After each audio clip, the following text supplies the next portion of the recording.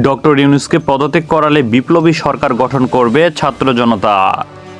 জাতীয় নাগরিক পার্টির উত্তরাঞ্চলের সংগঠক মেহরাব সিফাত বলেন, আমরা ২৪-এর ছাত্র জনতা ডক্টর ইউনূসের উপরে যে দায়িত্ব হস্তান্তর করেছি তা পূরণ করতে তিনি প্রতিজ্ঞাবদ্ধ।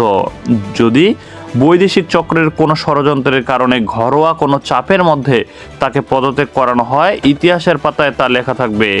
কিন্তু তার থেকেও সবচেয়ে বড় ইতিহাস আবার এই বাংলার মাটিতে তৈরি করতে ছাত্র জনতা এবার একেবারে বিপ্লবী সরকার গঠন করবে।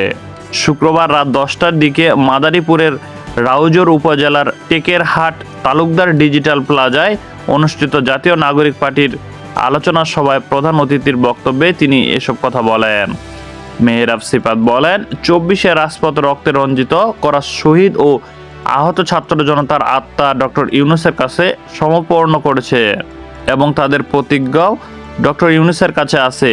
তিনি যদি আমাদের জন্য নতুন বন্দোবস্ত, সমাজ ব্যবস্থা, রাজনৈতিক ব্যবস্থা, শিক্ষা ব্যবস্থার রোড ম্যাপ এবং বাস্তবায়নের প্রতিক্রিয়া শুরু না করে দিয়েই চলে যান, তাহলে জুলাইয়ের প্রতি তার এই বেইমানি আর সহ্য করব না।